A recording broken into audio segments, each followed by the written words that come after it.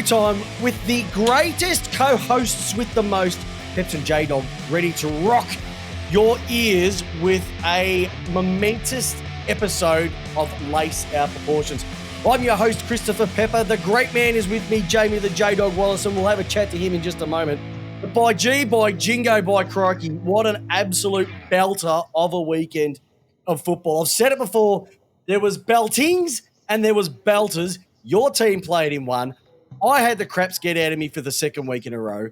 I actually stayed this time, but football was the winner across the board. Great man, how are you going? And more importantly, how did you recover after a heart stopper of Saturday night football? Hey everyone. I was fine, Peps. I was fine. We're going to talk about this in a little bit later. But no, the game was good. All the games are good except for West Coast. West Coast. We'll get into West Coast in a minute. All the games were good, Peps, and it was not a bad round of football to just sit back and test the ticker over the weekend. As they would have said in the classics, football was the winner today, my friends. The old Dipier Domenico type interview in the middle of the season. But hey, everybody who's joining us tonight live, great to see everybody on the chat, everybody listening to this on your favourite podcast episode, podcast player, Smart App, you name it. Thank you very much. OnlyFans. Yeah, OnlyFans. Only Peps is apparently coming out soon. Only Dog will be out very, very... Only Dog. Only Dog. That actually could be a legitimate site. Only Dog. Only Dog. Only Doggy. Hey, we'll put both of it together. But, mate, football was awesome. There was no local footy for my amazing East Keeler Football Club this week. They had a week. The league had a bye for their Premier Division. So we'll get back into that a little bit later on. But pulled down a shed, J-Dog. We're getting some concrete laid tomorrow, a la Greek style, next to the brand new swimming pool. Mm-hmm. We had to do a bit of groundwork, landscape work, and that's what I got to do before heading over to the Melbourne Past Players and Officials Day at the MCG yesterday. Got to run into the great Chris Connolly, have a chat to him. He gave me an interesting fact, which is, did you know that there's been no team who has won after the siren that has gone on to win 1 week later? Sounds like a shit fact. That's a shit fact. That's a shit fact. Wait, where's your microphone tonight? Because you're coming through a little bit thin. What's going on? Am I? You haven't got the big boy on tonight. Let's have a look. What have I got? Oh yeah, no, I see why. You see why? Yeah, I see why. Yep. Good to see me. Good to see why. Are we back now? I think we're back. We're back now. Oh, there you go. Apparently, look, see, now we're back in the not amateur hour. Hey, but hey, everybody who's joining us live, thank you very, very much. The numbers are going absolutely Coco Bananas, Mick Malloy style. How was your weekend before we get into the footy side of things? Because everybody wants to know what the J-Dog got up to. Yeah, good weekend. Peps, I was involved in a bit of a bike accident over the weekend, actually. Yeah, you okay? Yeah, I'm fine. But yeah, when you have a touch of wheels at 45 to 50k an hour, it tends to be pretty nasty. So I'm actually okay. I was the last in the line, so I actually had half a second to react. You were at the back of the pack. Back of the pack, but because you do like to be at the rear, don't you? Well, that's the most important spot to be. You But I had friends caught up in it. I had lots of thousands and thousands and thousands and thousands of dollars of bikes broken. Yep. There was no dickhead trying to take a photo Tour de France style, was there? No. We had a crash on the Barwon Heads Bridge. You know, that white bridge between. Beautiful bridge. It's a beautiful bridge. Right near the Ferris wheel? Yeah, just the other side of it, on the Ocean Grove side. Oh.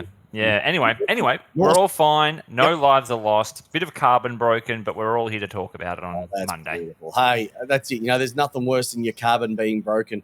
But you know what, J-Dog? There were hearts being broken on the weekend as we have a look at the ladder, and it is shaping up.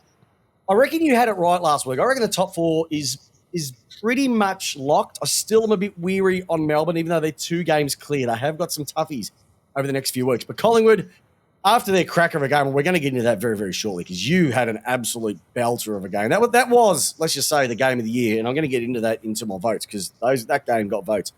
Brisbane Lions, what a first half against the Cats. They were absolutely putrid against them. But I think Brisbane, their defence was tough. It was strong. It was something that we haven't seen from Brisbane for a while, I would say. That's the best game I reckon they've played, I'd say, all year, in my humble opinion. Mm-hmm.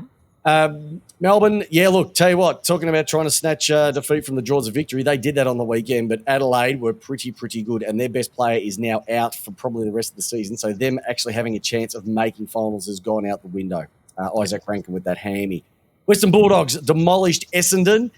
St Kilda, there's not much more we can say about shit Kilda because they were shit Kilda because they almost got North on the weekend. Geez, that would have been funny. How good would it have been if Buzz had joined us tonight? I bet you he doesn't join us because they got beaten. GWS, geez, they've come out of nowhere, haven't they? Like a lot of people are picking GWS for bottom 4, but Adam Kingsley's got this team absolutely humming. They're only a couple of games out of the 8 as well, too, and probably got a favourable draw as well. Geelong, after their weekend, even though they lost, they have snuck in. Carlton on 38, 5 games in a row they've won. Got a beautiful stat about them very, very shortly. Richmond on 38. Talk about a heart stealer as well, too, against the Hawks. Jeez, I don't know how many times the Hawks have done it this year, but another game where they could have pinched and they just haven't been able to get across the line. Essendon a poo. Sydney a poo. Adelaide a poo. Gold Coast a disappointingly poo. Fremantle are very much poo because they got beaten by Sydney, and I picked Freo. Hawthorn, they're not as poo as everybody thinks. North could not have been any more better, but they are still poo, sitting there in the position of 17th. And West Coast, I don't think there's anything more that I can say about West Coast other than the magnets being spun. But how far are you willing to go down, J-Dog, in terms of teams that can make the 8? Will you go, I'll read these teams out. Would you go Carlton? Yep. Richmond? Yep. Essendon? Yep. Sydney? No. Okay, so you're saying there's 11 clubs going to fit into 8 spots. Yep. What about you? Me, I would say yes. And the reason I'd say that is... What are you saying yes to? Yes, it is going to be those 11 teams. No, simply because Essendon have North and West Coast still to play. Yeah. 2 wins. Yeah. So they're pretty much going to make it. And the great man, Rohan Eggleston, absolute superstar, another one of the life member 300 game players at the East Keilor Football Club. He actually picked Richmond on his Tiger tracker that he sends us every single year that they are going to finish 9th. So he's going by the belief that they will be 9th. Carlton are going to miss and Essendon are going to make it just because they've got those couple of easy games. Carlton don't have an easy run, I believe. They've got Melbourne coming up. They've got Collingwood this week. But tell you what, if they get across the line, they have earned it after what they did in the middle of the season. Yeah, they just need a better percentage. Yeah, to finish 9th. Mate, they've just got to win. They have just got to win. Hey, Buzz is online. I'd love to hear from you, Buzz man, after your mob almost got beaten by North. And I can tell you what, there was 17 other clubs cheering for North Melbourne yesterday. I was one of them. And I was one of them as well, too. Geez, that would have been funny rocking up because they should not have won that game. I was doing Sunday. I think I went to a baptism on Sunday. Came back and I was just pottering around the house and I'm like, oh, 4th quarter. I might just see what the scores are. Just have a bit of a look. I was very, very happy what I was seeing with North in the front. Hey, they're a good North. I'll tell you what, North have copped a lot this year. But I think, look, Ratner's done a sensational job while Clarkson's away. And for all the crap that Ratton copped this week from Nick Rewalt, what a comeback he said in his comments that, the only time I've seen him down at the club is when he's getting free physio. Yeah. Loved it. Doesn't deserve one iota of that. And let's be honest, St Kilda haven't really done much with Ross this year, except fall in a complete heap again 2 seasons in a row. So I reckon you're right, mate. There's the only 3 teams outside the 8, and I don't think Richmond's going to be one of them. So my theory of Richmond not making finals this year is going to come true, but the other one of Collingwood not making finals pretty much has fallen on its face after, I think, round 1. Yeah. All right, big guy. What do you want to do? Spin some magnets? Sure, go for it. Oh, let's spin some magnets. What do you want to go with, the big boys or the bad boys first? Let's go big boys. Oh, big boys. 3 votes. All right. Did you hear the 3 votes just then? Yes. Oh, I just want to make sure, because after over 300 episodes, I still haven't worked out how to work these things. All right, votes. I've got to give 3 votes to arguably the best game of 2023, the Power versus the Pies. I'll get you to go on to that very, very shortly. The best game of 2023. Besides the Lions and Demons game, which happened the week before, which was arguably the best game of 2023. Like, seriously. What's going on, J-Dog? How can you have 1 week being the best game and there's another best game? Can we just make a judgment call at the end of the year? North Melbourne versus St Kilda. If North had won that would have been the best game of the year. Or Richmond Hawthorn. Best game of the year. So I just think that, it was great. I must admit, though, it was finals caliber football. I thought you guys had them on toast early, and I think you've worked out a way to play against Collingwood, and I'm going to get into that very, very, very shortly because I think I found their kryptonite. Ooh. Second one. Yeah, I think I found their kryptonite. There's 3 things you need to do.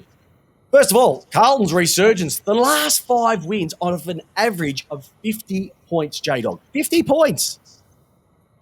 Now, I want to put this thing to you, though. Did you know the sides to win 5 in a row in the VFL AFL timeframe and to do it by more than 50 points? There's only 3 teams that have done it ever. In 1989, Geelong, 6 in a row by 50 points. 2008, Geelong. And 2023, Carlton. Here's the concern, Jamie. In 1989, Geelong won 6 in a row by 50 points, made the grand final, lost.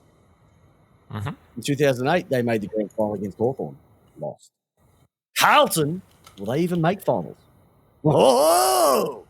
It's all for nothing if you don't get there in September or win it in September. So, like the great man Ken Hinkley said, premierships are not won in July. They've never given a premiership out in July, so anything can happen.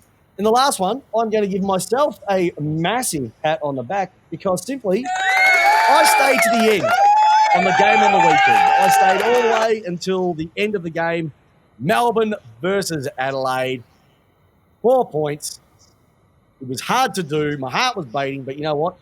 I did it for the people. And I did it for all you listeners. And I like that. Mind you, the tweets, the texts, and the Facebook messages of "Did you actually stay this week?" did flow through pretty quick. Hey, it's good to see the great man Louis Carranza. He was a superstar for the Cougars too, number 48. Richmond should beat Melbourne this week. Yeah, I reckon they're a massive chance, and we'll get into the games later on this week too. But Buzz Rote says, I couldn't give a rat's toss bag who wanted North to win. They didn't, and you know why they weren't good enough. Well, what does that say about your mob? Buzz, they're shit. And Ross has done nothing for this club, and your players are overrated. And your list is overrated. I feel like I'm just here as like the sidekick to you having vendettas against people. Yep, you are. You're a good cop. You're a good cop. Hey, J-Dog, I'm going to drag someone. You ready? Yep, go for it. Haley off, Ellingworth on. Bloody weak as piss. All right. First and foremost, I've brought this up many, many years, and I reckon we bring this up 3 or 4 times a year, and it does my head in. The absolute dickwads, cock breaths, dickheads that racially vilified Willie Rioli. He's just changed his name back after a year of mourning for his dad's passing. And then it happens again. And in a year where we're trying to get the voice brought across into the Constitution of Australia, this is just a national disgrace. What does this say about people if we're in 2023 and we're still going on about this? I don't think it's ever going to go, but that's when you have simple-minded keyboard warriors. There's nuffies, mate. There's nuffies. There's just nuffies, and they'll never learn, and I don't even want to waste a breath on them because they won't learn. They won't learn, and you know what? They should be publicly blasted who these people are. They should be. Well, the clubs have, I think, acted in whatever they can do. Yeah, they can only do what they can only do, but it's just putrid. Like these guys want to get their name up in lights. Let's really put it up in lights and let's see what happens. I've got to throw these guys in there, and it was more of a statistical side of things. West Coast. Now we've talked about virtually all year. Actually, probably our show's been going 6 years, and I reckon 5 out of the 6 years. Well, would be 5 out of the 6 years. They've been putrid. Do you know this year at the moment they've got a 1-win, 48% season. Now, they play North this week over in Perth, and that's not guaranteed. Now, this is how much of a disgrace this club is, and they've got no excuses. In 1996, the Fitzroy Football Club had literally no assets, struggled to pay players, financially inept. They had 1 win at 49.47%.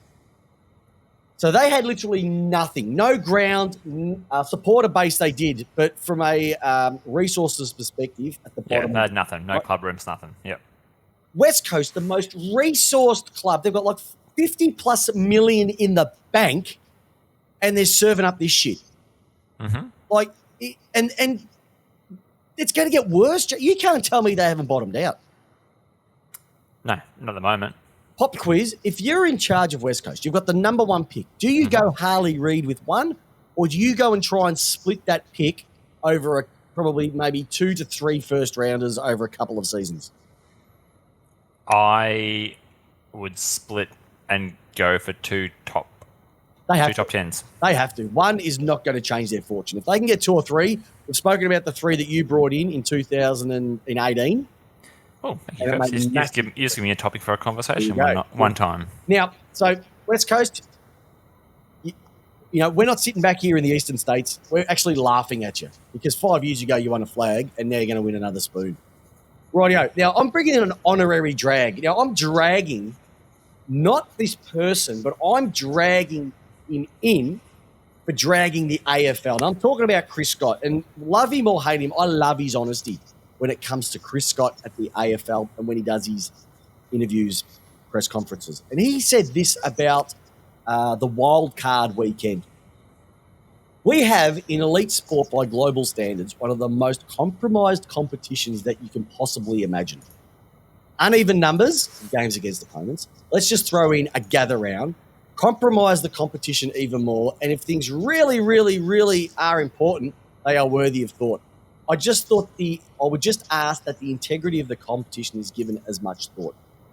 Let's be honest. What is wild card weekend? I thought it was a good idea, and then I realised, no, he's got a fair point. He played 24 rounds of football, 23 taking out the bye, to qualify for the final spot. And you know what? If you're just not good enough in picks numbers, 8 and 9, 9 and 10, we will give you a participation medal to play against numbers 7 and 8 who truly deserve to be there. And it just shits me. We haven't even had a head of football at the AFL for close to a year now. Since Brad Scotland. Yeah. What type of sport doesn't even have a head of football who looks after all the rules, who looks after all of that stuff? We are a disgrace. You can't tell me they couldn't find anyone by now. I just want a weekend that's not a theme. That'd be nice. Oh. How about a no-theme weekend? But they would have a theme then. I just want a round of football that doesn't have a theme, doesn't have something behind it. It just gives me emotional, damn it. every single time I think about it, J-Dog. Hey, J-Dog. Yes, mate. I know you've got a massive piece to come up, but I want to give a bit of this action. Bags, bags, bags. We love it when they're kicking. Bags, bags, bags. It's got to be 6 or more. Well, it was 6 or more on the weekend. It was actually more than 6. It was. You wanted 10. You got 10. And it was that big fella, Charlie Curnow. Is he a dead set spunk rat? 100%. Whoever's bringing him home to the family, lock him in because he is a dead set ripper. But 10, would you classify 10 against West Coast as a proper 10 or would it be like a soft 3? No, I'd give it. You said 6 a bag. I'd give it a 5. Yeah, It's a 5 or a 6. It's a 5 or a 6. I think he's kicked 15 goals this year against West Coast. Yeah. So here's my idea, right? And But look, 10, but no one else has kicked 10 against them. I never kicked 10. I did kick 5.5. No, 10. No one else has kicked 10 against them. No. Yeah, they have. Who? They did it against West Coast as well this year. And it was only a couple of weeks ago. Kicked 10. Taylor Walker. Oh, yeah, that's right. Yeah, you forgot about that. Yes. But anyway, my idea is that, you know how they're saying that if you play the team twice, you get it's unfair because some teams play the crappy ones twice. And so here's my idea. The first time you play them, it's worth 4 points. And the second time you play them, it's only worth 2 points. You can keep the percentage. What do you reckon? No. Why not? Because you're talking about a compromise thing and you're trying to compromise it more with points. No, but it means that the first game you play against them is the real game.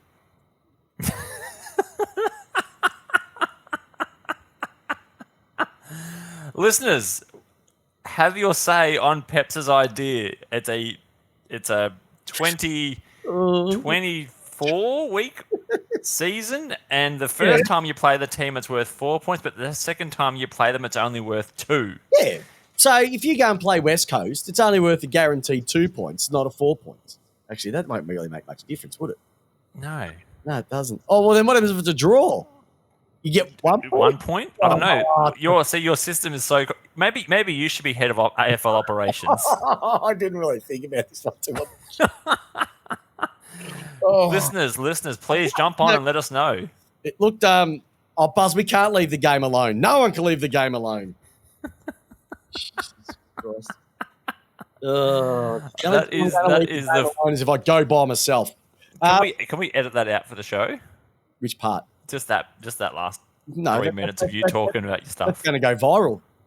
That's going to go virus. As I was telling the young kids yesterday, and they were correcting me. No, it's viral. All right, big boy. Hey, rising star this winter. We've got a rising star, and it's another one from the Brisbane Football Club. Also, some bad rising star news. Oh, yes. Do you want to go through the bad rising star before I give you the good rising star? You go. Well, no, for me it's good. Because you asked me 2 weeks ago who's going to win the rising star, and I said my man Cheezel, and you said no chance. He's not. No, it's not. I'm going with no. It's not going to be. No, it's not Ashcroft. You said it was going to be Ashcroft. That's who you said it was going to be. Mitch Owens, mate. Oh, you said Mitch Owens, did you? Mitch Owens is my boy. Mitch Owens is my boy. Anyway, Ashcroft did an ACL first season. Probably when Peps and I put our guns down, we can probably agree is probably leading the and terrible news. He should win it with 5 games. He's going to miss the last 5 games, and Mitchy Owens is going to come back and win me close to 900. Hey, Jasper Fletcher. So we've already had one father-son. Now we've got another father-son. I love the cut of this man's jib as well too. But he has played obviously every game since round 14, kicking 3 goals, averaging 14.3 disposals. He's just doing everything right. He had a cracker of a game on the weekend. Remember, his dad played for the Brisbane Lions between 93 and 97. He was picked up with pick 12 in the 2020 NAB draft as well too. So he's only a few games into his career, but just seeing him live the other week, that boy can play some clunk. And he can play some football, and he does love a clunker as well too. But yeah, definitely to see Will Ashcroft go down with a bad knee is... At what age does a young player not fly for every mark about 9.5 foot above the ground? What age do you become? I stopped at 36. Because you're definitely like, you see the young guys come in, and for the first 3 years they just try and fly over 6.5 foot men, and then it just sort of stops. Cozzy Pickett's been doing it every week for like the last 6 weeks, trying to get a touch, and then you just realise if I actually just run around the ground, I'll get it. I just let him fly. Let him be peacocks. He was good. He's an absolute gun. So congratulations to you, young fella. And just on the Ashcroft thing, look, I know Petrarca did his knee before his first season he ever played, and has come back and had a cracking year, a cracking season since then, or cracking career so far. So just, it's a tough one, but I think that up at Brisbane, he's going to be surrounded by the right people, and he's going to go all right too. So he's going to be nice. Hey, big boy. Yes. Is it time for you? Is it time for me? Do I put the music on, or do we just... Well, no, I'm going to roll into it. All right, roll into it. Hey, everybody, round of applause for the great man, Jamie the J-Dog Wallis, with J-Dog time. Me time. So, Peps, because I am a 47.1% stakeholder in our Lace Out business, I've decided that I'm going to coup this podcast and just go straight in and not get signed off by you, not get signed off by the board, not get signed off by your lovely wife to say, I'm doing a new segment, I'm bringing this in. I'm going to stop the news for a little bit. And that's because the news is boring and it's not consistent. And some things that are good, we're going to talk about it anyway. But really, what I want to talk about, Peps, is just footy. And here is my first topic for tonight. We might have 2 topics. We might have 1. I don't even know. It's just going to roll off with where we're going. The first question I have, Peps. Yes. What type of AFL supporter are you? Can I preface this right? Yep. There were some very angry people after the Port Adelaide Collingwood loss, right? Very angry, blaming the umpires. Which side? From Port Adelaide side. I'm only speaking from Port Adelaide side. Very angry. The world's going to end. It's the worst thing that's ever happened. The umpires are this, the players are that. And I want to understand, why do people have this such anger that burns in them? Because I didn't really, and I had an angry phase, Peps. Did you have an angry phase when you're supporting? Probably now, even you're probably angry. When does the phase actually finish? See, I stopped getting angry at around 2020. Between 2011 to 2020, I was an angry supporter. Like, I would get like, don't talk to me, and it's going to ruin my whole weekend if we lost. And I would seethe on it for a very long time if we lost the game, and I'd hold that. But I just don't get that involved anymore in it, and I don't know if it's just me or if it's our listeners have the same sort of thing, because now I'm more of a thing that go, not the umpire's fault, it's going to be something we've done that's caused the loss, and it's not all doom and gloom. You know, you are talking to the bloke that walked out of a game last week because he. Well, there's levels to it. I think there's levels. Yeah. Look, it's not the end of the world. If I can't get to a game, I get disappointed because I like going to the footy. Full stop. Just for everything, I get to spend time with my dad. I see the same people who've been sitting there for goodness knows how many years, so that's always a bit of a laugh as well too. I get to take my daughter along. Noah likes to come along occasionally as well too. It's just everything. You can just be a complete flog in a fun way, and it's just you know what? For what you're paying and what you're getting, it is the best entertainment. Like, there is nothing that can make your head spin and your heart beat faster than a close game of football when it's just ebbs and flows and you're going, your team gets out the 5 goals, but you know it's not over, and you can see teams coming back and you're frustrated, and you've got supporters around you, they're knobs, but you know they're knobs and you're being a knob, but at the end of the game you can look at each other and go, you're a good knob, and he goes, you're a good knob too, mate, and you just have a bit of a laugh. Okay. That's what I love about football. I love football, but there are people that take it way, way too far. Are you a yeller? Are you a yeller at the game? I'm a yeller. I'm a yeller. I do yell, but I don't. It's more of a frustration yell, and I think it's when I'm a massive umpires. This is a joke, and look, I'm only sort of referencing it from if you go and watch local footy, and then you go and watch AFL. The way local football is umpired is 10 times better because they just call it for how they see it. Mm-hmm. From an AFL perspective, it just seems like we've spoken about hands in the back, diving, ticky touch wood free kicks. They don't pay that at a local level. It's just 2 umpires running around. They call it straight away. They don't, holding the ball in the back. It's pretty clear cut what they pay. So can I ask this question then? Yep. The way that the game is televised in that elevated view with 15 cameras. Mm-hmm.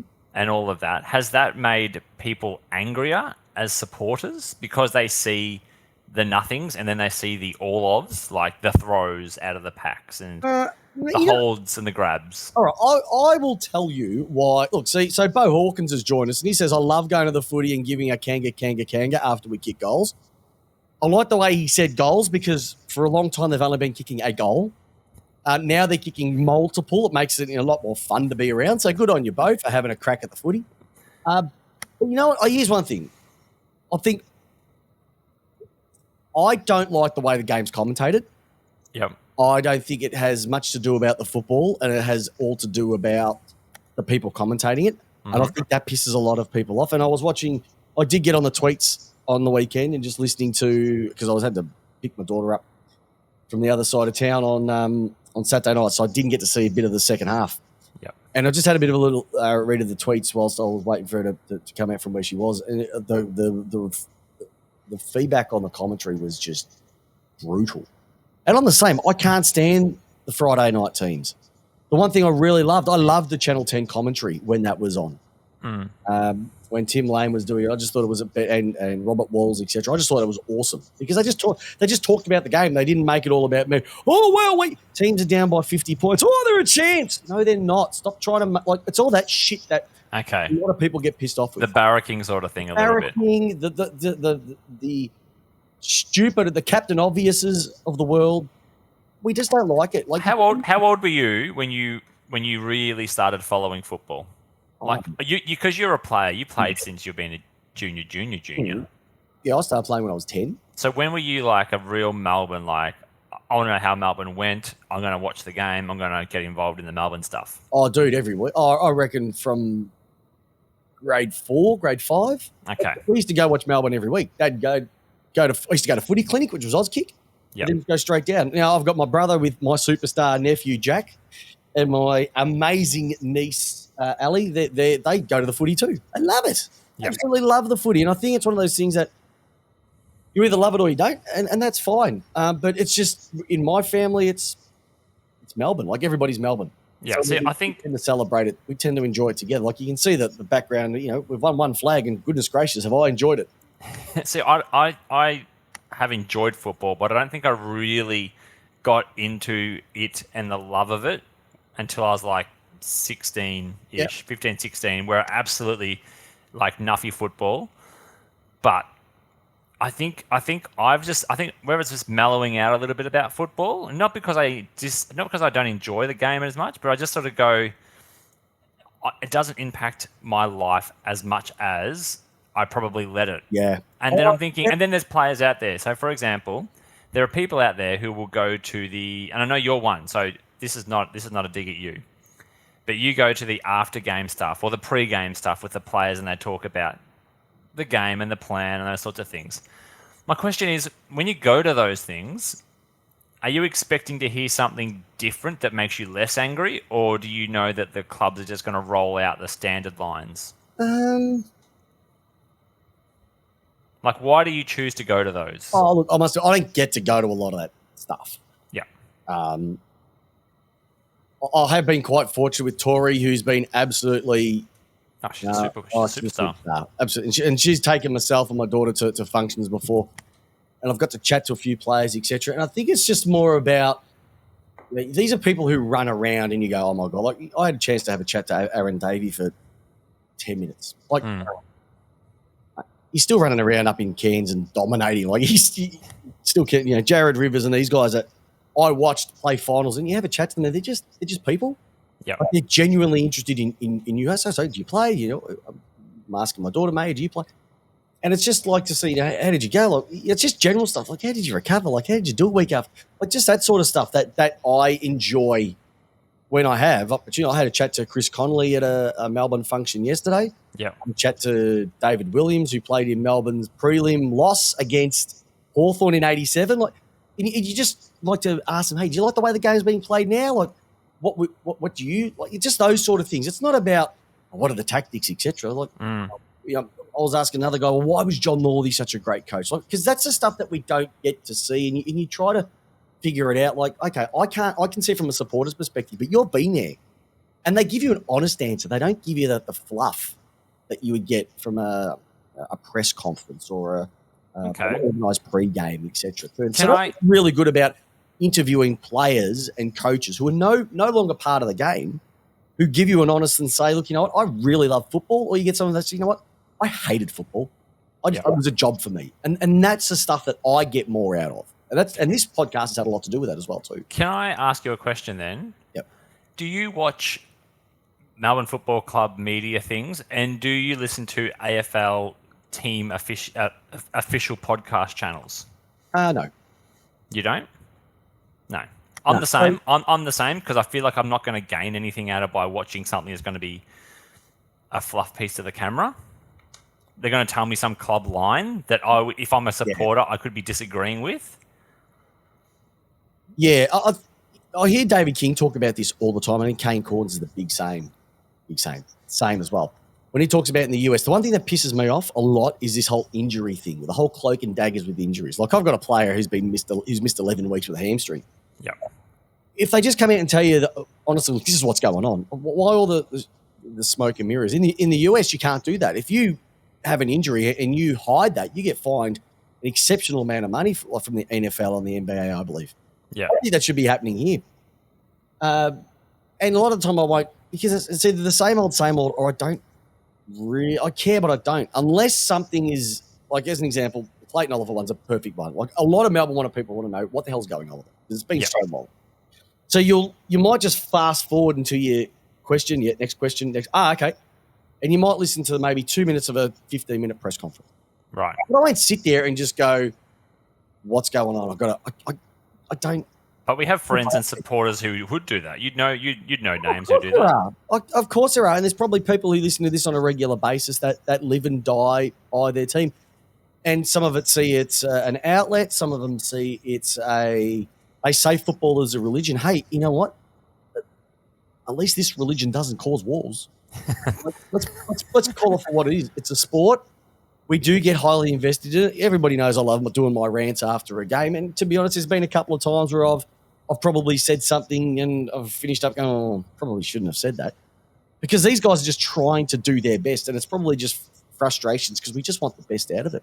I'm just interested. I need to actually, because if we have a shocker, I'm not the best person to be around here for probably an hour or so afterwards. Oh, right. Okay. See, I can distinctly remember where something changed my night. Like I was at a friend's house and it was a final where we lost after West Coast after the kick of the siren. That literally changed my mood of the night. I was having a great time until that. I was absolutely seething. And I just wonder, like, I don't know, I just, as a football fan, where do you rate on, like, extremes? Because I think I used to probably be a 9-10. Now I'm probably like a 6 to 7 in extremes in terms of when your team loses. I'm a good 7.5 to 8. Yeah, I do get it pretty.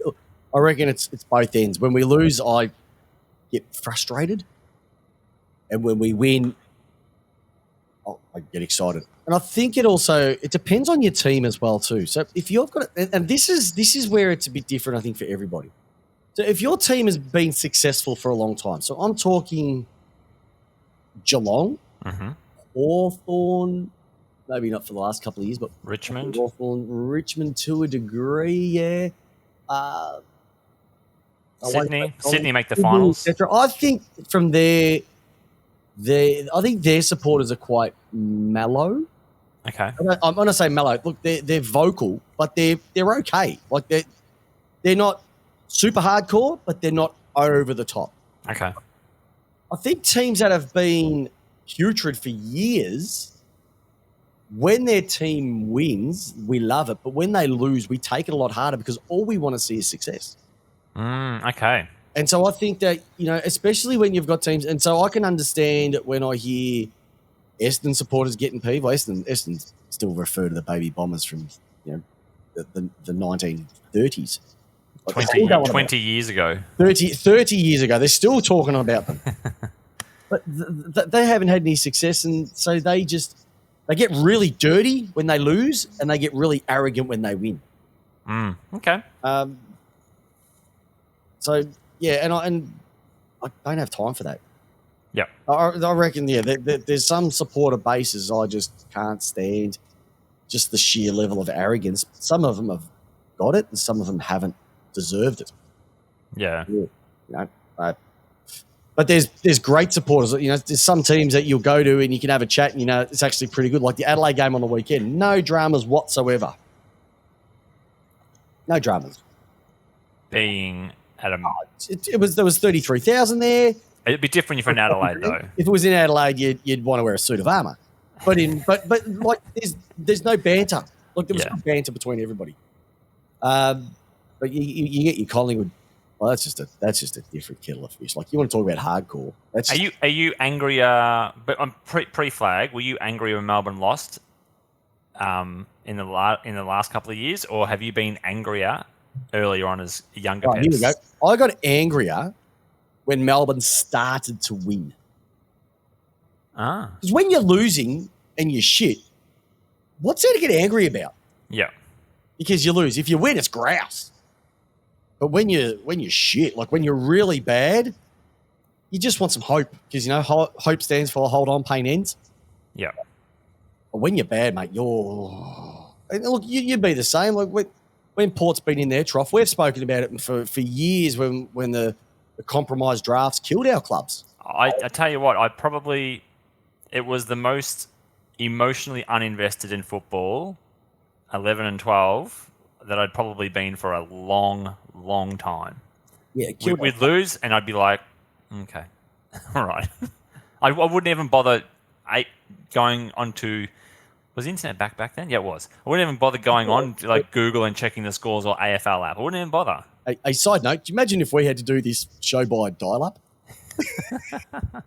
But yeah, I mean, that's probably when. So I had a hardcore phase and I had a checkout phase, but then I went and just sort of mellowed in the last little bit. I also reckon it depends what's going on in your life as well too. So if you've got a family and kids and so forth, that takes over. I like going. Like I said, I like going to the local footy now. Local footy's the grousest, bestest. Yeah. Like there's people in the chat here. I know half these people that join us every week. I know because I've known them through local footy, and they support me, and I love every single one of them. Yeah. And there's people who are on here as well too, that have followed us from the podcast days. Love every single one of them as well too. So football is all about what we do. This is why we do it, because we love the game. But there are moments it's just like, I'm not really be bothered. I think KO for me has been a big thing. I think I probably watch more games now than I ever used to because of that access. Yeah. Which I think I just love the game more in general than what I did. But yeah, I'm just interested as even our listeners and people listening after the show, what kind of footy fan are you? I also think that you're you're an interesting character, full stop. But you follow a team that's not even in your own state, so I can understand. Well, I don't want to go today. Well, that's okay because the game's 8 hours away. Not as if you can go, I'm going to the footy, hun. See you tomorrow. It doesn't happen. So it's a bit different, but I get upset when I can't go to a game because I just genuinely like going to the MCG, which I'm so – and especially after we couldn't go for 2 years. I think that's also changed my view on it because I want to see my team win a premiership live. Great to see one in 2021. And people go, it doesn't count because it wasn't at the MCG. Well, that's bullshit. You go and speak to everybody in Perth who got to see it, and they reckon it was the greatest day in their lives for some of those people. Yeah. I just want to see one live. That's it. Yeah. I'll be content. You'd be the same. How good would it be if you go to the G this year? Port Adelaide's there. Oh, if Valera's team, who is Collingwood, and my team made the grand final, I'm telling you now, we would. I think there's a cost that we wouldn't pay. No, and that's what I mean. Like there's different limits to it. Your family changes things.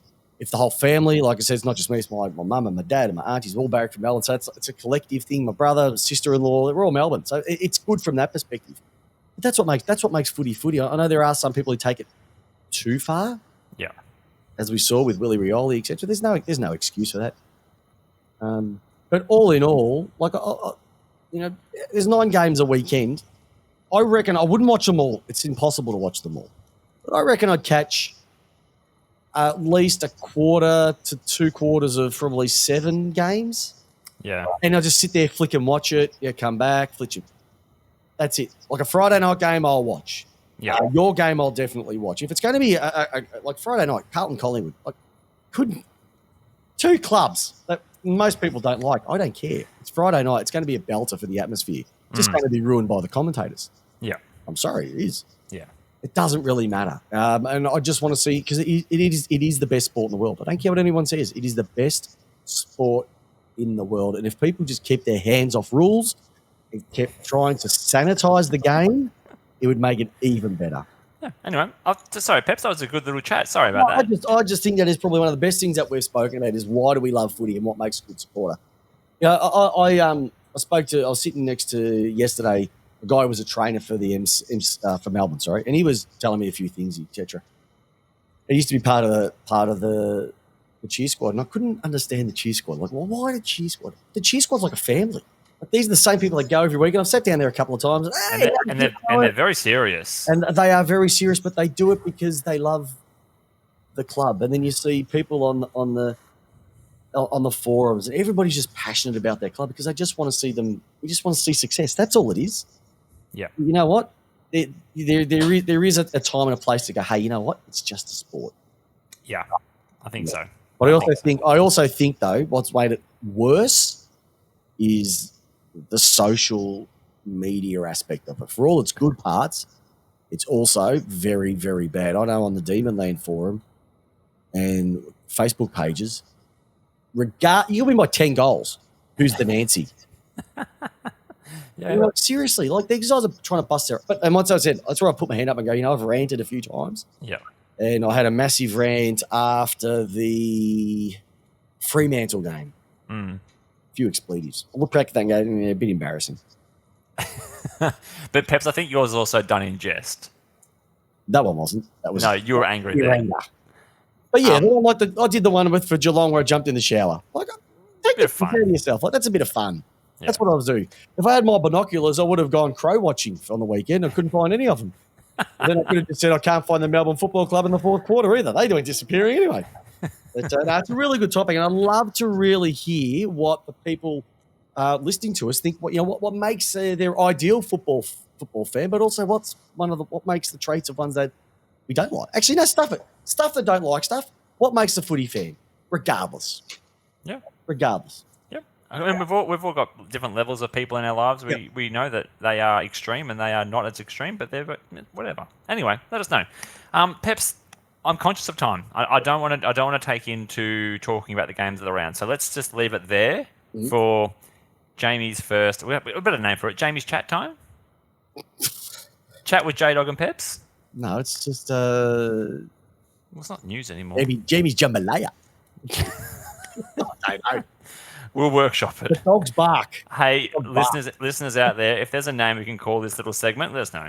Yep. Hey, I did actually want to have a quick chat about the games because I really wanted to get your opinions on a couple of these as well too. And I know the people in the chat love this part as well too because it goes absolutely berserko with the stuff as well too. But I wanted to go into the games. Look, let's belt it off really quickly. Friday night's game, Essendon versus the Doggies. Dogs by 41 points. Essendon are just... I don't know. I don't know where Essendon are. I don't know. I just don't know. I honestly, I don't know how to pick Essendon. I don't understand them. I don't know. Their season is literally about to... That's how bad they are. Look, you know, when Essendon supporters are getting stuck into the package, they're upset because they've stuck up for this bloke for at least this year, last year's package when he gets back, etc. But the package can go return to sender. That's what was coming out on the chats on the Friday night. But look, I don't want to talk about them because that results. I think they'll be good, and they made massive strides from last year to this year. Yeah. But the Doggies, the Bont is just a freak. I don't. Nibba Yes. is a freak. Yes. Cody Waitman,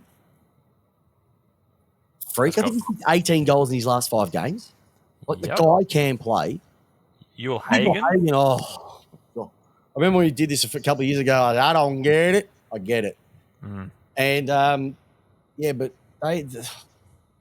the Doggies, their back line is just so susceptible. Mate, if they were smart, they'd go after an Adam Tomlinson this year just to shore up their background because he don't go talking about back lines. That's Port Adelaide's department, please. We've got somebody else for you. But look, Doggies just have to keep winning. That's all they have to do. They just have to keep winning to potentially get top 4 spot, which they can sneak off Melbourne if Melbourne have a couple of shockers. And the second one is that they can also get a home final as well too. So, but Bailey Smith, he's not a superstar. He's got great hair, great rig, but unfortunately, Leali is not a superstar. Sorry. I think he's got a lot of things going on in the background, and he's probably one of the worst kicks. He had a set shot on the weekend. I don't know if you saw it. 40 metres out. It missed everything. I think it landed in some bloke's pie in row double D in section 14. That's how wide it went. It was a shocker. Doggies, not too bad. Essendon, season's over. Start packing for Ibiza. What about Saturday, this game? We had a quick chat about it. Richmond, Corker. I didn't see the end of this, but I did see just the refreshing. Corker. 5 goals up and lost it. Corker.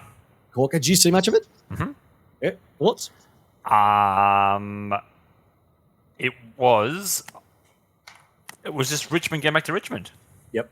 They went down. I think they dropped down by 30 odd points or something like that. I can't quite remember what the score got down to. Anyway, but Hawthorn held them. Hawthorn held them all the way until probably 12 minutes to go into the last quarter, and then Tigers went bang, bang, bang, bang, done, game over, and then Liam Baker with the last. So, yeah, no Sicily, no Hawthorn. Confirmed. Confirmed. Like, yeah. He racked up another 10 coaches' votes. I don't know how many times he's done that this year, but geez, he's a freak. He's a freak, and he's wasted at that club. Well, yeah. You look all right in your colours. Yeah. I could think of a couple, but yes. Honestly, I thought Hawks had this. In fact, all rights, they should have had it. But then that fourth quarter, they just literally fell asleep just at the start of it, and game over. Yep. Richmond got once Thames gets on roll, it's a really hard thing to stop, and that's just another example of it. 666 has a massive thing to do with that, but yeah, it's just once they get out of the middle, clubs really need to sort of see what their setup is, because it's very, very attacking in the middle. But you need to I reckon teams need to have almost like a defensive four. When there's a bit of a roll on, they need to almost get a defensive four in there to stop it, get the stoppage, and then everybody can surround. Yeah. Once they get that flowing, it's really difficult. But hey, Richmond did their Richmond thing. Graham and Bolter, best two players for Richmond as well too. So they're looking all right. The Tigers. Hey, McWalter, you reckon he'll get the gig? No. But who are they going to go for? I don't know. I just don't reckon they are. There's just something there? Yeah, there's something there. Well, what wasn't there was Carlton. They should have won by 171 points, not 140 to 69 being the 71 point. But we know that Charlie Curnow, he came out. You wanted 10. You got 10. And he had 10, and there's nothing better than a 10. Like, we don't see them enough. That's one thing footy fans like to see. Big goal kickers and kicking 10. And West Coast, you shit. And Carlton, like I said, 5 games in a row where they've won over 50 points. Will they do that against Collingwood this week? No, I don't know. But when the first quarter is like 59-2. Maybe the Little League. Oh, dear. Hey. Starting to get that build of Gold Coast versus Collingwood up there. Oh, this is going to be a good game. I was going to say that I think they won the third quarter, perhaps, but I don't even think they won that. No, that's because Carlton only put 14 players on the park. Yeah. It was a grim day of football for West Coast, and I say grim on the back of that 100 and something point loss to Sydney. It was a grim day. Shit. It was grim. 97 points from clearances alone. Carlton kicked. Grim. Unbelievable. I reckon there's not much to say about that game because that was. Oh. Hey, tell you what, it was one of the surprises for the weekend, but it doesn't really surprise you. I think what surprised was the score. Mm-hmm. Brisbane winning by 11 points, but it was almost 1 goal to half time, and then Geelong played 1 quarter of football, came storming home in the last, and you thought they couldn't, could they? But Brisbane's defence, they are, like I said earlier in the show, flying at the moment. Danaher's playing some great footy. Dunkley makes a massive impact for that mob. Zorko is bringing no milkshakes to the yard at the moment. They just need to keep winning to get that second spot from your mob. Now, I don't know if they're going to be able to do it. They just have to keep, because if they play anywhere else outside of the Jabbertoire, they're in trouble. Which I don't think they've got many outside of the Gavin now. No, I don't think I have. Jeez. Geelong just do this. They absolutely come good at this time of year, and they kind of scare the shit out of everyone. They start soft and then just come home hard. You know what, though? They don't scare me this year. They don't. You haven't played them again. You haven't played them again. We don't have to. But they don't scare me. Really? Cameron, they thought was going to kick 100 goals at the start of the season. He hasn't done anything since he got knocked out by his own teammate. But even before then, he was struggling. When did you play them? Like round 7 when they had 14 and a half players to choose from? No, we played them after that. You need to be scared again. No, Go play them again. They don't scare me. Okay. They don't scare me at all. Hate Geelong games. No, I wouldn't want to play them in the finals, but they don't. I look at them and go, they're not like they were last year. Like last year, no one was even going to get near them. They're like Collingwood this year. Yeah. Jekyll and Hyde to me. Jekyll and Hyde, you can get, don't know what you're going to get. If you play them down at GMHBA Stadium or whatever it is, the Alphabet Stadium, you're in trouble because of that ground is so thin. And anywhere else, they are so gettable. They are gettable. Yeah. Fremantle and Sydney. Sydney by 29. Fremantle. Oh, my God. The only thing that's come good out of Fremantle in 2023 is the first-round draft pick that they gave Melbourne this year. Yep. They've done nothing. So they're going to end up 14th, 15th, and not get rewarded for it. We get rewarded for it. Yeah, it was it wasn't a great game. I thought at home they've got to be a chance, especially after what happened to Sydney the week before. No. How long is Sarong locked in that club for? Like, you just hate to see players wasting their talents. And Sarong is one of them, and the other one is the better brother of the brothers. Brayshaw. Yeah, the better brother. Not after the game he played on the weekend, but yeah, he's a gun as well too. Like, you hate to see players like that just stuck in a team. He's a gun. Yeah. I'd be going after Lockie Schultz, to be honest. If you want a hard nut pest of a small forward, I'd be going after Lockie Schultz, but I think he's extended as well too. Yeah. They're going nowhere in a hurry. Like, they won a final last year against the Doggies, coming back from the depths of despair. They've done nothing since. There's got to be questions. Both Perth teams, I would love to know what's going over there. Could you imagine what the two boys at the Duck on the Purple Rain would be saying every week? They would be just going absolutely berserk. And I tell you what, they would not be short of any expletives either.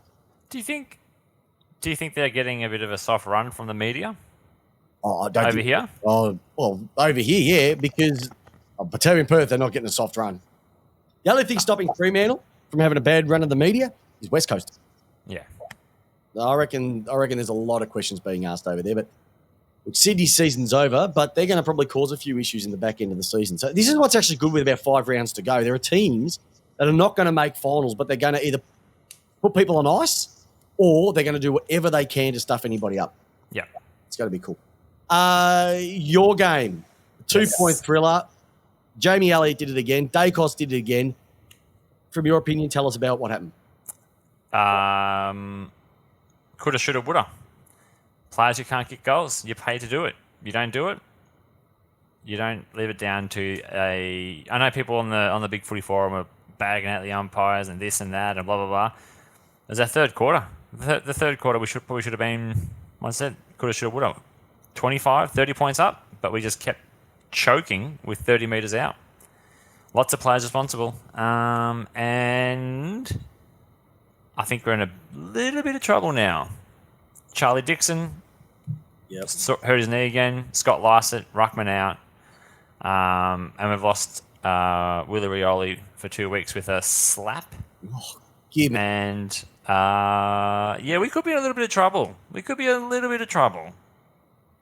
your Ruckman goes out, we haven't got a backup Ruckman, which has always been a weakness. Do not speak to me like that. So, Jamie. Do not speak to me like that. Willie Rioli got 2 weeks for a love tap. Yes. Dusty got off. Yeah. Come on, Jamie. It was going to be a topic I was going to go with. It was going to be a topic I was going to go with tonight, but I thought, I'll just talk about something else. But Bullshit. That is what I'm talking about, the consistency side of things. I'm not talking about the tribunal again tonight. There's a bit of play. That should be thrown out. Well, they're going to challenge it, and I just for that, Jamie. And Dusty, they got Dusty's wrong. It was the Dusty rule. So then ours is right then. No, it should have been one. Yeah. Okay. At the most one. That's not worth two. Thank you, Craig, for letting me know about Dixon and Lycett.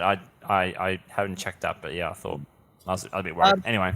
No, Peps, it was a great game. I mean, what can you say? Two teams going for it. They talk about finals football. I don't know what finals football actually means. I've seen lots of games where the pressure's been high, players don't get a chance, and it's just what it is. That was a great game. Finals football is high pressure, collision, scoring. You know a finals footy, mate. That was pretty good. You're jacking it up another level. And like every mistake, every contest means something. Both sides would have been wrapped with the win. Both sides, and I mean, someone's got to lose, and we'll see them again hopefully in the finals. Simple as that. Yeah, no one's won a premiership in July ever. No. You want my 3 things how you stop Collingwood? How?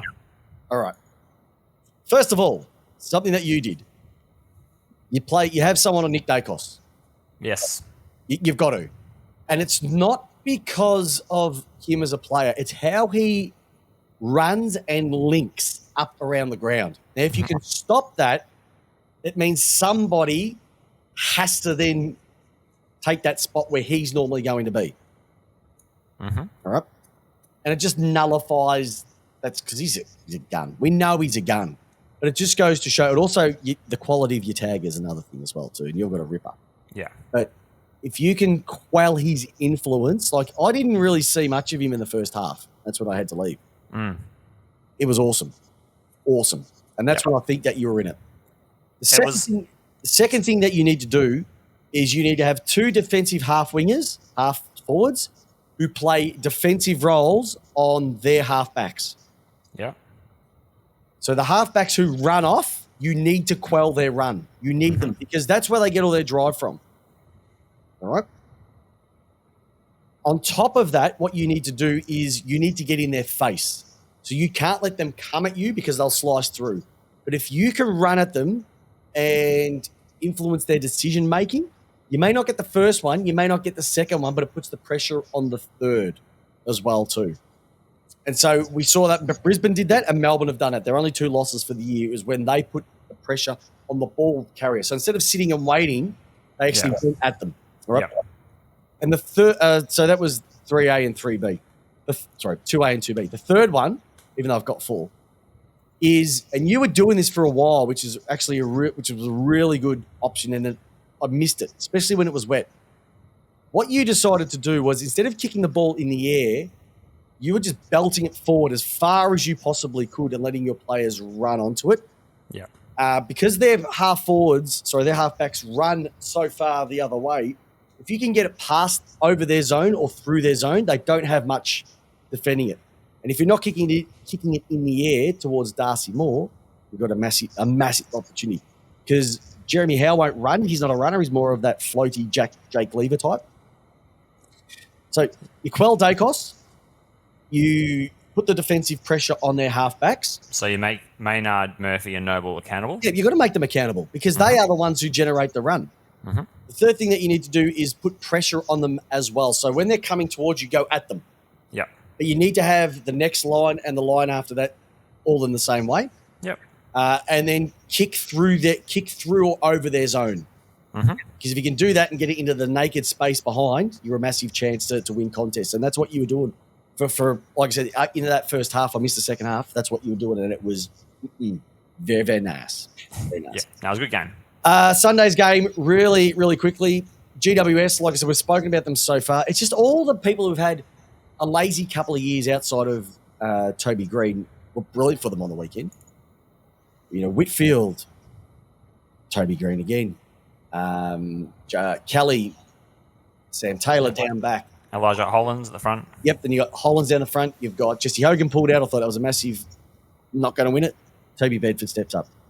Tom Green isn't playing at the moment, so they're doing everything right. And I think Adams Kingsley, right team, right coach. It might not happen this year. There are a chance to definitely make finals. If they don't, I'd be waiting for next year, especially if they've got a couple of high draft picks. They might be able to do something with that as well too. Gold Coast, they're just in a holding pattern until they determine who their coach is going to be for next year. Yeah, Lukosius kicked 3 more goals. He's He's got to be all Australian squad at least this year. Lukosius and Powell are probably the only. Oh, for me, as a neutral, are probably the only 2 that I'm really keen in. Oh, what up in Gold Coast? Yeah, I watched Lukosius. Yeah, Lukosius is a gun, and I suppose Raoul as well. Actually, they've actually got a really nice little core. Ballard is good. Flanders. Yeah. They just need someone to harness all that energy and bring it forward. Melbourne versus Adelaide, like I said, I was at this game. Melbourne pretty much dominated for 3 quarters, I would say. And then decided to do what you did the week before. Yeah, for the week, but Adelaide did it for 4 goals in 7 minutes. Yeah. In the last quarter, and that was brutal. I don't think Melbourne fell asleep, but Adelaide just went, let's just have a crack. Let's just go through the middle, take everybody on. Isaac Rankin, my goodness, haven't seen him play too much live. He is their best player. They missed Rory Laird big time as well too. So they honestly could have won and should have won probably. Yeah. I think the good thing with Melbourne's win was Chandler kicked 3, Van Rooyen kicked a couple, Brayshaw was back to his old. Petrarca had a quieter day. Gawn, amazing again. Because Pickett, he's had, I reckon for 2/3 of this season, he's been average at best. And he'd admit it. But his last 2 weeks, they've got him up around the ball a little bit more. They've got him out of that forward pocket. And he's dangerous. Anything can happen, whether it's a chase down, whether it's a beautiful pickup, deft touches. Yeah, it was probably his best game he's played outside of the game at the start of the year as well too. But there's a lot to like about Adelaide. I'm just concerned when Tex finishes up. All right, don't rant. Mm-hmm. Quick question. Yep. Is Melksham a lock for your forward line now? He should be. Okay. Yeah, he should be. And I'd be dropping Ben Brown for Joel Smith. And say, Joel, I want you to be the lead-up man because he's got great hands. He came on super sub 2 weeks in a row. Week before down back, this week up forward, and pretty much saved and won the game to a degree. So he should be a lock. And last, we've spoken about this game before. It was the it could have been the shame at the Dome. It was a hard watch. It was a hard watch. There's things that you shouldn't do in life. Take your wife shoe shopping. That's something to avoid. The level 1 at Myers perfume section. Avoid that. Also avoid this game if you can because it was putrid. The only 2 people who are watching it are St Kilda and North supporters. But there's not really much to say about this game at all. It's just no. Hey, look. You have the KO. You have the full game, then you have the KO mini. Yeah. Now they've got the KO bite. Yes. I'm waiting for the reduced version of that. Well, that was after last week's game. That was the West Coast North game, wasn't it? Oh, sorry, Hawthorn North Melbourne game. That's this week. Well, there's some highlights. Higgins kicked 2 goals. Owens kicked 2 goals. Thomas for North kicked 3. Yeah. Larkey kicked 3. Larkey. What a waste. You were talking about Caleb Sarong being a waste. Yeah. Nick Larkey being a waste. Mm. He is wasted there. He's wasted. He is a gun. And considering he was like a pick in the 40s, they've done really, really well. So I don't think North are a lot better than West Coast. Yep. And I think they'll rise pretty quick up the ladder as well too. I think once they get some more stocks in, there's a lot to like. They've got a nice little core, but it's just going to take time. All right, I'll say one good thing about St Kilda. What? It's good to see Jack Billings play. Yeah. He hasn't been much on the club. He's maligned with the supporters. It's good to see him have a run. Yeah, he'll retire at the end of the year. And that is the round 19 review for the AFL 2020 season. Scoreboard style. Hey, J-Dog, really quickly, what game are you looking forward to this week in 1 week at a time? Ooh, I'm Ooh, there's a couple of crackers. It's some rippers, aren't they? Let's go. I mean, Carlton Collingwood to kick off the week is pretty good. That's the Royale. That's with cheese right there. That's the Royale with cheese. But then this week we've got the showdown. Oh, well, on like Saturday I said, night. There's going to be games. Like, look at some of these games if I quickly whip through them. Right? Richmond, Melbourne. That's a cracker. That's going to be an interesting one. Oh, A few people have gone with Eagles. Richmond. I reckon Richmond are a massive chance to win that one. I'll be honest.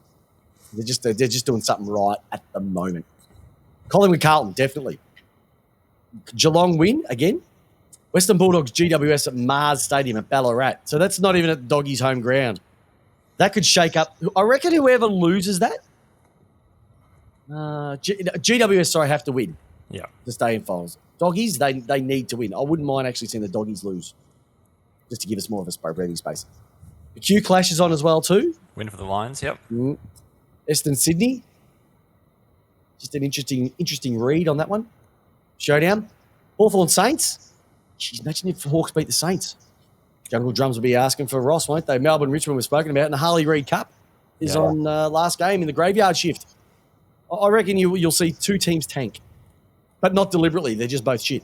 North will win that one over in Perth. You heard it now. Heard it now. All right, can I just two things about two things that are not football related? Yeah, go for it. Did you watch any of the Open over the weekend? The golf, you mean? The golf, yes. No, I didn't get to see much of it, which is a shame. I actually like watching the Open. Yeah, it was good. It was good. I love the course. I just love the greens and the fact they have like two holes using the one green. Yep. That sort of stuff. Links course, tricky course. Lots of people in trouble. But Australian Justin Day tied second. So Yeah, and he's 17th in the world. Yeah, After good. that. Yeah, it was a good. And you know what? Even better, the winner, left-hander. Only the third left-hander to win it, outside of Mickelson and some other New Zealand bloke, which I've never heard about. And the other piece is Australia retaining the Ashes. Yes, stick that up your ass. And it probably was the highlight for me is Piers Morgan. Like he's Here we go. Money talk. The Ashes. Here come the Ashes. Dollar bills. Sorry. If you got Twitter, jump on and just everyone news things. Look for Piers Morgan tweets over the last three, probably the whole Ashes series. I love him. They're just the funniest stuff. He's such a salty old man. But you know the funny thing is, you know how he was complaining about how the Ashes were lost because of rain? Yeah. 10 years ago, he put a tweet out, hey, the rain, woo, we won the Ashes, rained out. Like, yeah. You know, It's brilliant. Ashes, It's brilliant. Ashes have been retained because of the rain. No, you won the first two tests because your team was shit. All right? And you had a whinge over Johnny Bairstow still. Like, so good. So good. Anyway, so there's some good things there. And Jonas Vingegaard won the Tour de France over the weekend as well. Oh, beautiful. It's just, you know what? It's just lace out. It's sport out. It's just life. Oh, and Daniel Ricciardo returned to Formula One grid. What? J-Dog, we need to have another show. I know. Lots of podcasts there. Lots of podcasts there. Hey, listeners, that's it. That's our round 19 wrap-up and review for a massive week of footy. Join us. Shorter, condensed versions of Tipped Out now. So they're not going to be as long. They're just going to be short, just time permitting. We're getting towards the end of the season, so it's just more about who's going to win and why. Nothing more than that. But just tune in, get the hits up. Give us a like, give us a review. J-Dog, where's the fantails? Bo's asking, where's the fantails? Hold on. Oh, hold on. He's getting the fantails. Everybody has been asking about the fantails. Bo's been hanging around for an hour and 13 minutes. Now, he wants his fantails. He just opened it up. He wasn't here for the sexy mo and the new haircut. Have you got a fantail? Or I won't go with the answer until the end. Don't go the answer at all, Peps. This is for people playing along. All right, who am I? Born in New South Wales in 1962, he is a Golden Globe and Academy Award nominated Australian film director, screenwriter, and producer. His first three films, Strictly Ballroom, 92, Romeo and Juliet, 96, and Moulin Rouge, 2001, were dubbed the Red Curtain Trilogy as they all fell under this particular style of filmmaking.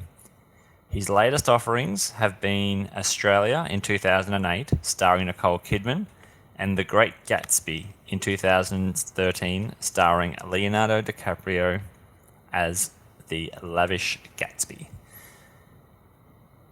Who am I? Leave it there. Let's see if the listeners get in there. Who am I? All right, if you know, we will save the answer for next week. Well, we're not going to say the answer on the show. You're just going to have to be putting it in the comments, or you just in the comments. In the car on the way to work tomorrow. You go, that person. Get on the Lace Out page. Hey, J-Dog. Yes. It's good to talk to you again too. And it's great to have all the listeners. The chatter sphere has been going berserko. So good to see. More importantly, we'll be back next Monday. There's only 5 weeks of the regular season to go, and then it's finals action. The footy gets better, and we don't. Have a great week. I hope your team wins. J-Dog, more importantly, from the Lace Out team, for everybody listening to us live, how do you, superstar Port Adelaide and all-round good bloke, want your footy? I want it to lace out. Have a great week, listeners. Hope your team wins, and thank you for joining us. See you, listeners. Thanks for listening to the latest episode of Lace Out. Head over to iTunes and Spotify to subscribe, rate, and leave us a review. And remember, join us every single Tuesday night, 8 p.m. Australian Eastern Standard Time, on our Facebook page with yours truly, Christopher Pepper, and the co-host with the most, Jamie Wallis, giving you your footy how you want it. Lace Out.